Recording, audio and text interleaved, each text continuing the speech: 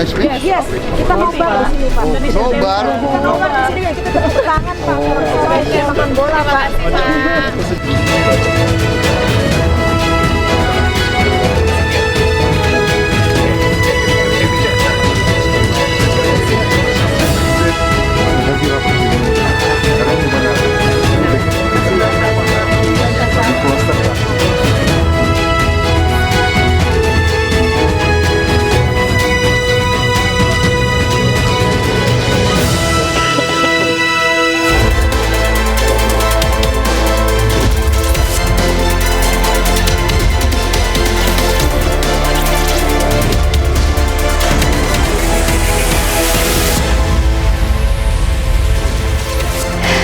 Selamat siang pemirsa. Presiden Prabowo Subianto membahas Prabowonomics saat jadi pembicara kunci di World Economic Forum di Davos, Swiss.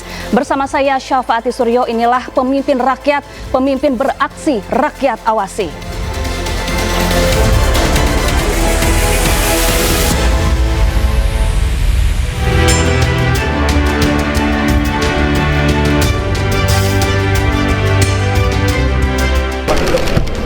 Ya, apa kabar? Pak Philip.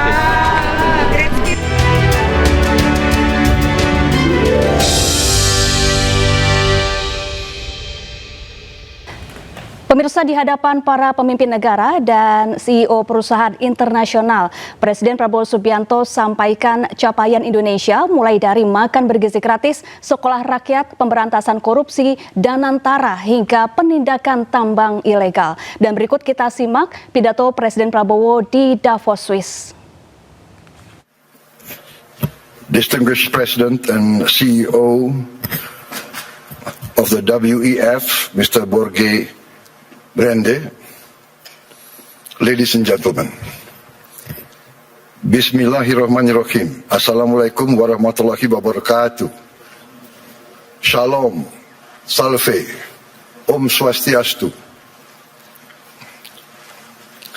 Ladies and gentlemen, we gather here in Davos at a time of great uncertainty, a time when wars continue to break out, a time when trust between nations, between institutions, between peoples is fragile. History teaches us peace and stability are our most valuable assets. Peace and stability are the ultimate prerequisites for growth and prosperity. There will be no prosperity without peace. Excellencies, distinguished delegates, the IMF recently described Indonesia as, I quote, a global bright spot with strong economic growth amid a challenging external environment.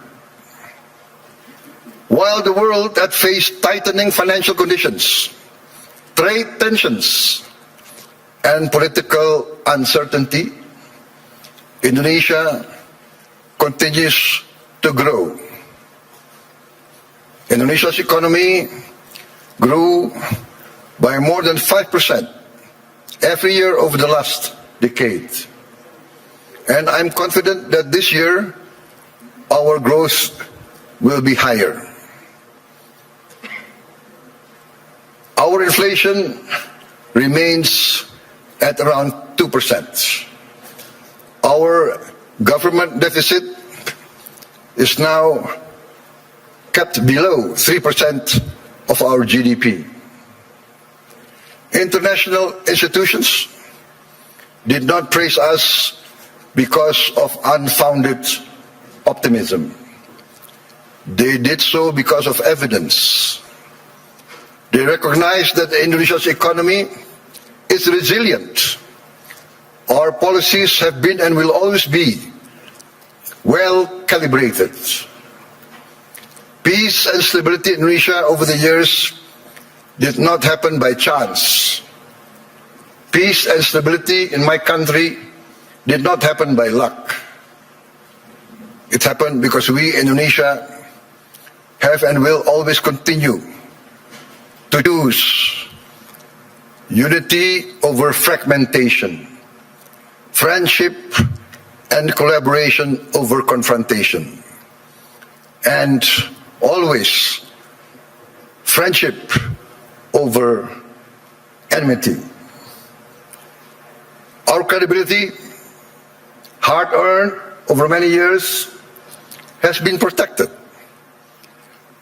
Credibility once lost is very expensive to regain. Indonesia, in our history, has never once defaulted on our payments of our debt. Not once. Succeeding regimes always pay the debts of the preceding regime. Presidents, successive presidents will always honor the debts of the previous administration.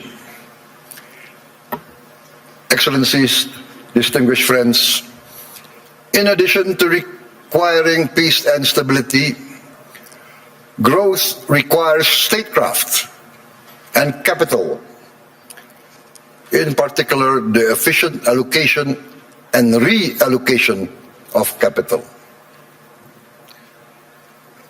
That is why last February we established our sovereign wealth fund, Danantara Indonesia.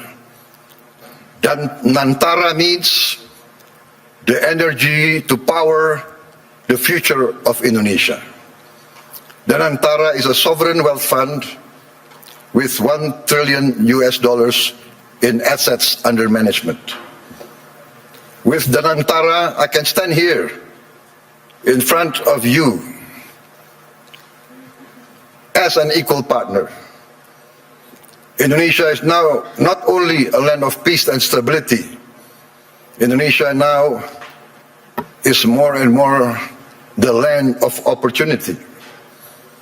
Once again, I mentioned that I am convinced that our growth, the growth of our economy will be significantly surprising to many in the world. With the Danantara, Indonesia is now able to be your partners. We will co-invest and grow with you. The Danantara is established to finance and co-finance the industries of the future. We are determined to industrialize our country in a significant way. The industries of the future must be executed well and wisely. That is why we built Danantara with strong oversight and institutional responsibility. And we try to find the best executives to direct the leadership of Danantara. Danantara now manages 1,044 state-owned enterprises. We are going to bring this down to around at most 300. We will rationalize, we will get rid of inefficiency. We want the best governance and the best management under international standards. I have allowed Danantara to recruit expatriates, foreign citizens, to be able to lead these companies. We want the best brains and the best minds in the world. This is, in fact, how we run Indonesia now. From our social programs to our efforts to downstream our natural resources, to our efforts to reach self-sufficiency in food and energy. All are now accompanied by strong oversight and capable leaders. In the first 2 months of my administration, we carried out a vigorous efficiency program. We saved $18 billion by stopping inefficient and dubious programs from our budget and redirected these funds to projects that directly improve livelihoods and impact all of society. As a result, on January 6, 2025, we started our free nutritious meals program for pregnant and lactating mothers, infants, and all Indonesian children. On our first day, we started with 190 kitchens, serving 570,000 people per day. 570,000 meals per day. Today, in 1 year, we have achieved 21,102 kitchens serving nationwide. As of last night, we are producing 59.8 million meals for 59.8 million children, mothers, and elderly living alone. They receive these meals every day. To put this into context, in about a month's time, we will surpass McDonald's, 68 million meals a day.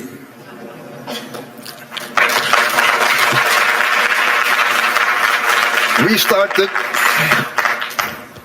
in January of last year.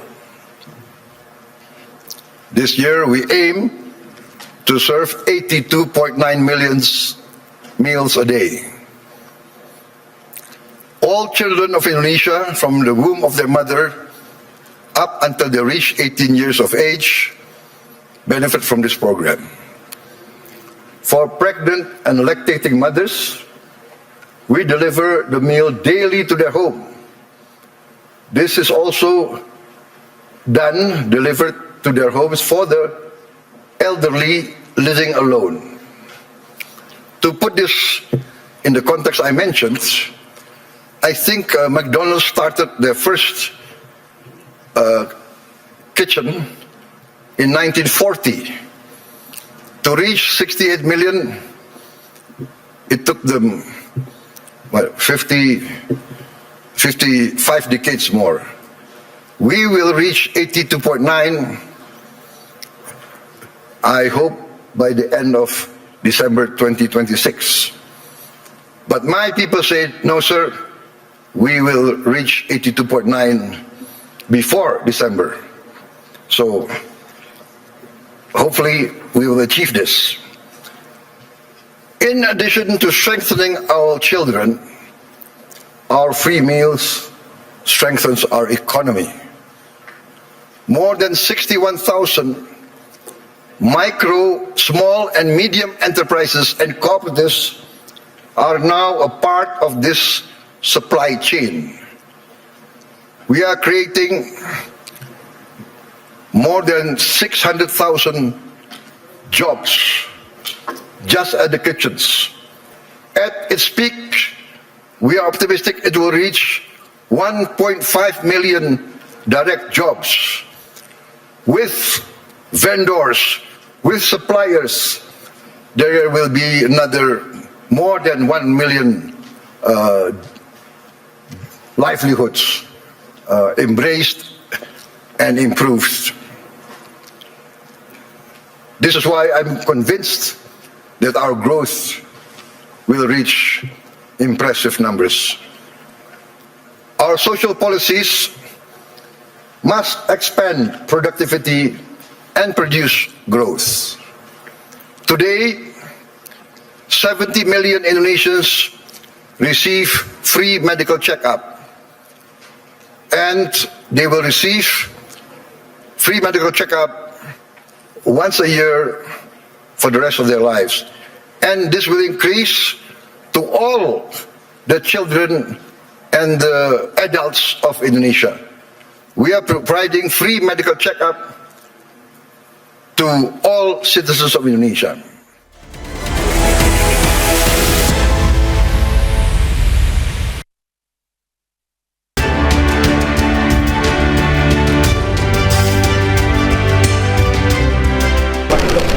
Oh iya, apa kabar? Pemimpin.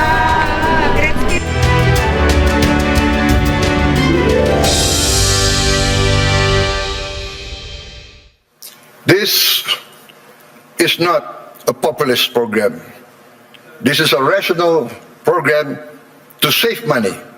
By detecting illness, disease at an early stage, we will save much more in the long term in treatment. This actually is a productivity improvement program.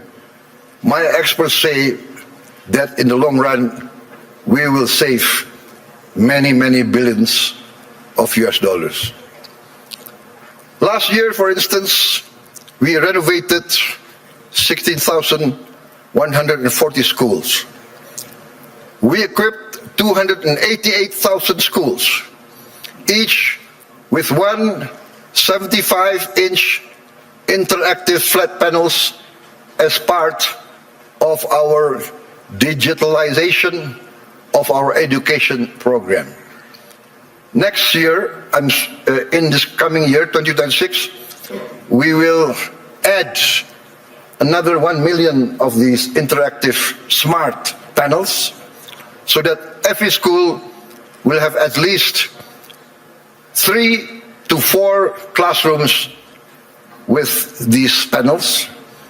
And we hope within 3 years, all the schools of Indonesia will have at least 6 classrooms with digital interactive panels. That means that I, for instance, in Jakarta, I can drop in on any school of Indonesia and I can see the quality of teaching of the teachers. I can see the reaction of the children. And in the first weeks, we see the enthusiasm of the children, the enthusiasm of the teachers, of the villagers. Many of them cry when they see the panels coming in. We get messages, Mr. President, in the entire history of this village, we have never felt that the central government knows about us. This is the first time we feel that the central government cares about us and is now in our village, is now helping to teach our children. This is, for me, heartwarming, because what we are doing is we are empowering the future generation of Indonesians.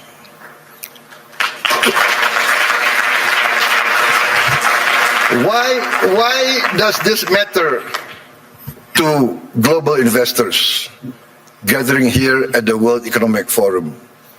Because I am of the conviction that human capital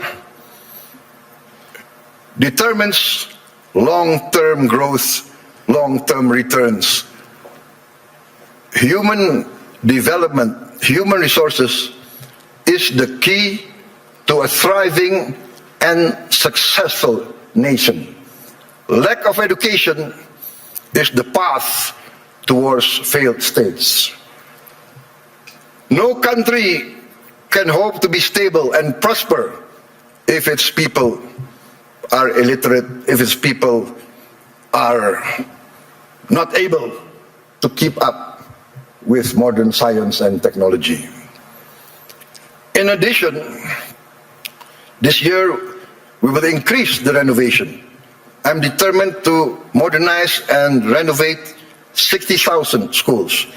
I'm also building 1,000 schools, what I call integrated, comprehensive schools with modern facilities, with modern laboratories, 1,000. I have already I'm sorry, 500, but I've already built 160 schools, boarding schools for the very poor. So this is maybe unique, because usually the children of the upper class, the children of the wealthy, go to boarding school. But I now make boarding schools for the very poor.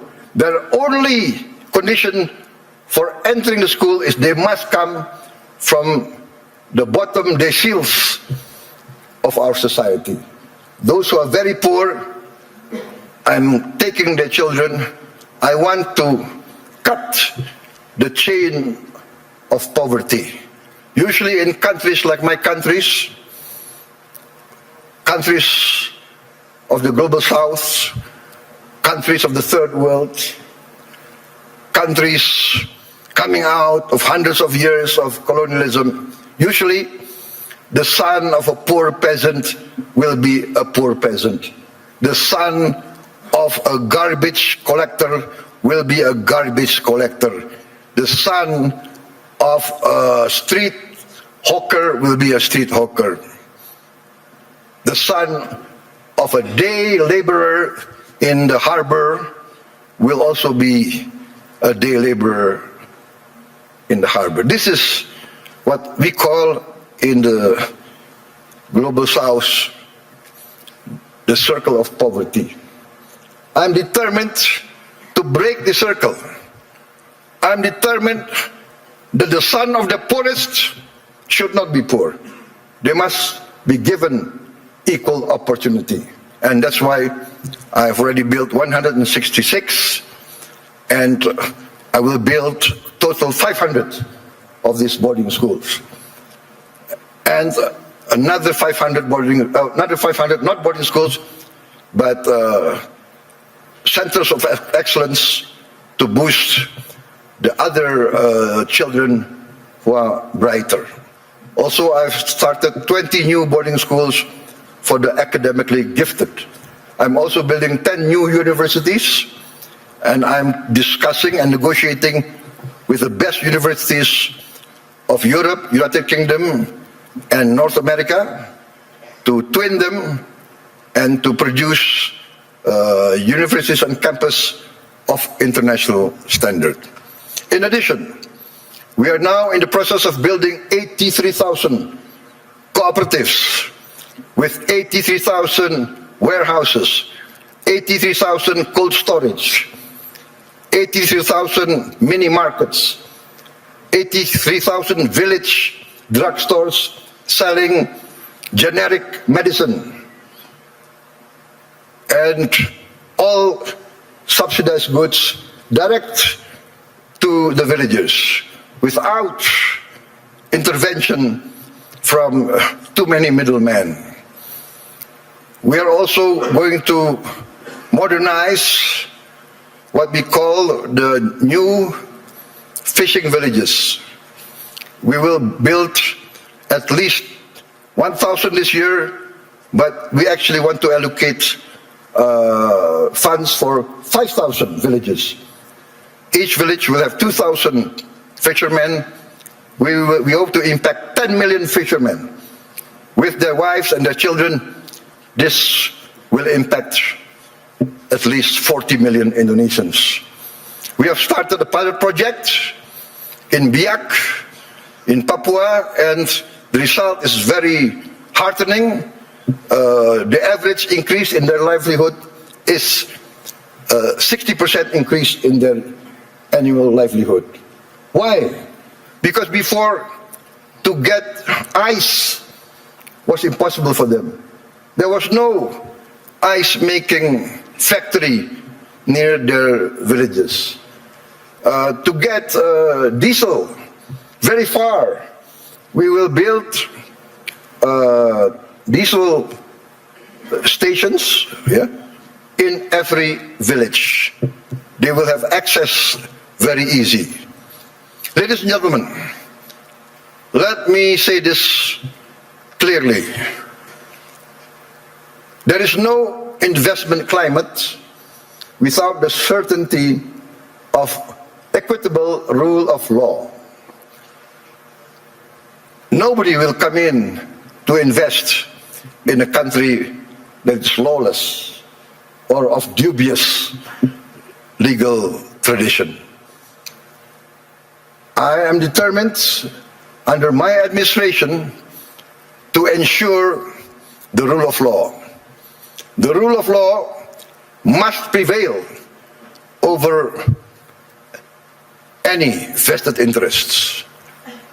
In 2025, Indonesia, as I promised, we will confront, and we have confronted corruption directly, firmly, and openly. As any person dealing with an illness, with a disease, we must have the courage to acknowledge the illness and disease that we suffer.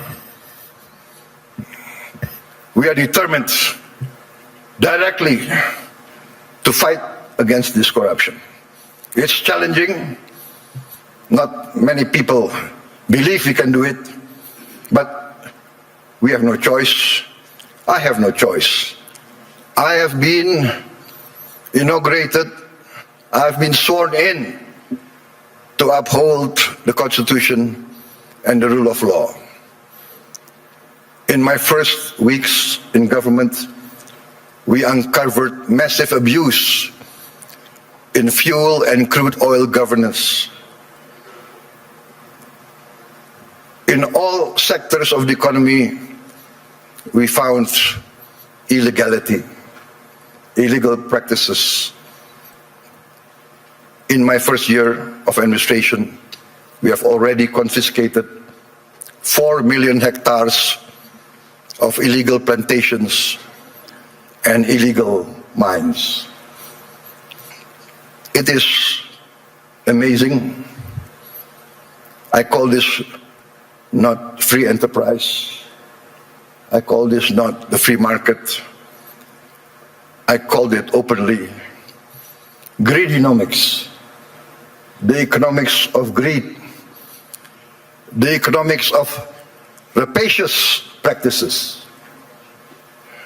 Maybe in many of your countries, there was a period like this, a period of the robber barons. I have confiscated 4 million hectares, but 2 days ago, I led a cabinet meeting by Zoom from London, and we decided to confiscate or to revoke the licenses of 28 corporations which had licenses over 1.01 million hectares. I revoked because we found them violating laws. They were building plantations on protected forests. This is a flagrant undermining of the rule of law. Perhaps these rapacious so-called entrepreneurs feel that they need not recognize the sovereignty of the Indonesian government. Or perhaps they feel they can buy all Indonesian government officials.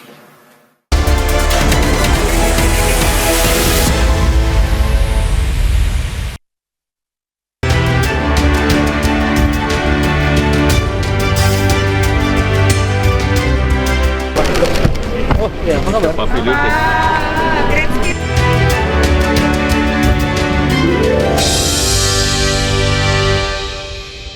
I have reports that some of these people in their meetings say, oh, it's okay, there is no government official that cannot be bought. Well, I challenge them to try to buy officials from my administration. They will come to find themselves a big surprise. Combined with the 4 million hectares of illegal plantations already confiscated, we have, in fact, enacted the boldest, the most daring forest law enforcement effort in the history of Indonesia. We have closed, up to now, 1,000 illegal mines. But my staff, my people report to me, sir, there is at least another 1,000 or more. There could be as many as 666 corporations that violate the law. So I say, what can we do? We can only have the courage to enforce the law. There can be no compromise. There can be no turning back. My people demand this, and we are determined to serve our people in honesty. We are determined, I am determined to uphold my oath, defend the Constitution of my country, enforce the law of the land. You might not have heard our story because we are people who do not like to be flamboyant. We are low-key. We tend to be below the radar. But we are very determined in our effort to keep up with the rest of the world. You might not have heard this story, but extreme poverty in Indonesia fell to its lowest level in history. I'm determined in the next 4 years we will eradicate extreme poverty and we will bring down poverty as a whole. That is my mission in my life. That is my mission in the remaining years of my life. There is nothing more honorable. There is nothing more satisfying than bringing down poverty and bringing down, eradicating hunger. There is a saying I learned from my elders. One of my elders, very wise man, very honest political leader, he told me, Prabowo, the duty of a leader is very simple. The leader of this country, if you want to be leader of the country, you must work so that the poor and the weak can smile and can laugh. Very simple. What does that mean? If the poor, the weak can smile and can laugh, that means they have hope. That means they see a future. That means their livelihood is being improved. So that is my mission now, to make the poorest of Indonesians, the weakest of Indonesians, smile. I think part of this is we must combat corruption, manipulation, malfeasance. Ladies and gentlemen, a few days ago, I was surprised myself. Gallup poll and Harvard University found that a research survey of hundreds of countries found that Indonesia, the Indonesian people is the most happiest people, the most flourishing country in the world with the people the most optimistic. This is a bit heartening, but for me also a bit sad. I know my people. Many of them live in shacks. Many of them do not have clean water. Many of them do not have bathrooms. Many of them eat rice with salt. And yet they smile. And yet they have hope. We also achieved self-sufficiency in rice. The first time in many, many years, our rice production is the highest in the history of Indonesia. I gave a target to be self-sufficient in 4 years. I gave a target to my team. They did it within 1 year. I am convinced in the next 4 years, we will be self-sufficient in the other food products. Corn, sugar, protein. Excellencies, distinguished delegates, Indonesia does not fear economic integration. We are a trading nation for hundreds of years. We conclude now trade agreements not because it is fashionable, but we consider it necessary. We believe in the concept of win-win. Last year we signed free trade agreements and comprehensive economic partnership agreements with Europe, with the EU, Canada, Peru, Eurasia. I have just visited the United Kingdom to sign our new strategic partnership. Also an economic growth agreement. And we hope next year we can conclude a comprehensive economic partnership agreement with the United Kingdom. This is part of our strategy to deepen productivity, reduce barriers, unlock private sector growth for Indonesia, ASEAN, and the Global South.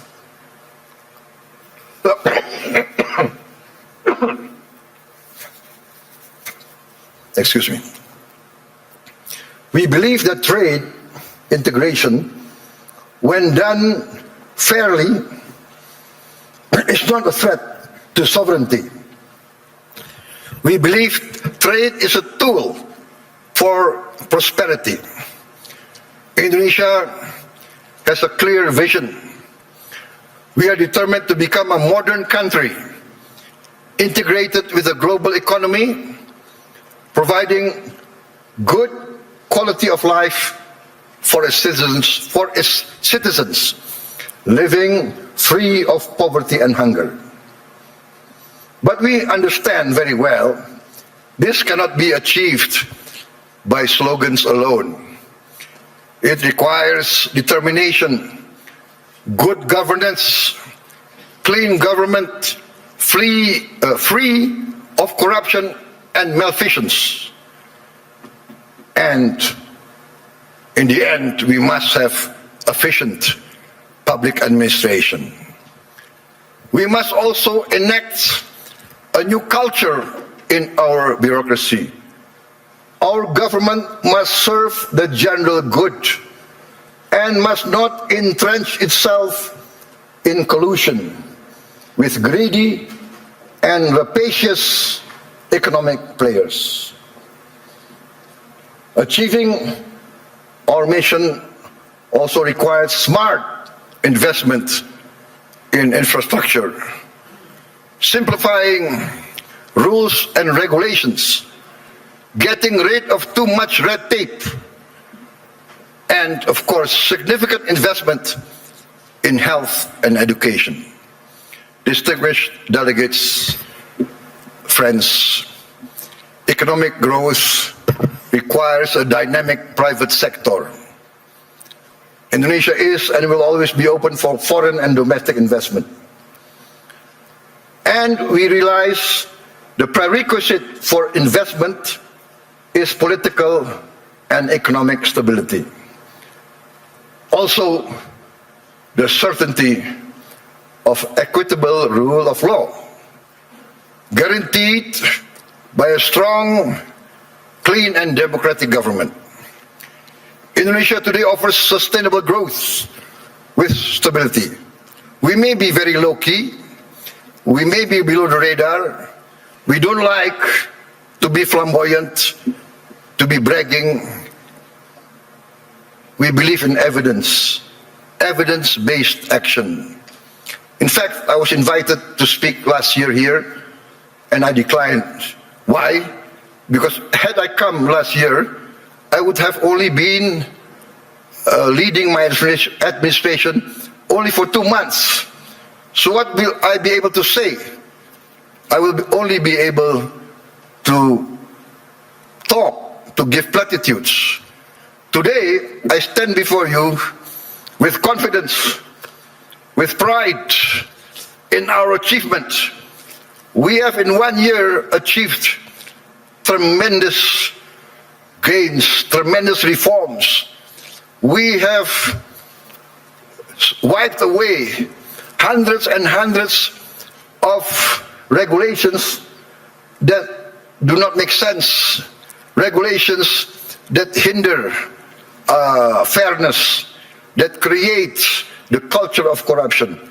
Hundreds of regulations we have wiped out in 1 year. Ladies and gentlemen, peace and stability is a long and arduous program. But if you want to take something from my talk today, maybe it should be this. Indonesia chooses peace over chaos. We want to be a friend to all, an enemy to none. 1,000 friends too few for us, one enemy too many. We want to be a good neighbor, a good, responsible citizen of the world, protecting the environment, protecting nature. We must not destroy nature. We must live with nature. We must maintain and be a part of a future full of hope. Hope grounded in credibility, execution of sound public policy, and continuous record of growth with equity. Let us build the world we want to live in together. Let us continue the journey to improve the quality of life for all, to live in peace, freedom, friendship, tolerance, coexistence, and cooperation for all races, all ethnicity, all religions. Let us continue our pursuit of justice for all, security and freedom for all. I look forward to seeing many of you here in this room, in Indonesia, because in Bali this June, we will host the first Ocean Impact Summit, together with the World Economic Forum, which Indonesia is sponsoring, together with the important participation of Mr. Ray Dalio and his research vessel, Ocean X. There is a SpaceX, I think, from Mr. Elon Musk, but I think Mr. Ray Dalio is one of the pioneers in ocean research. And Indonesia, being 3/4 sea, we are very concerned about the future of our ocean. Ladies and gentlemen, thank you very much for your attention. May you go in peace with the blessing of the Almighty God. Wassalamualaikum warahmatullahi wabarakatuh.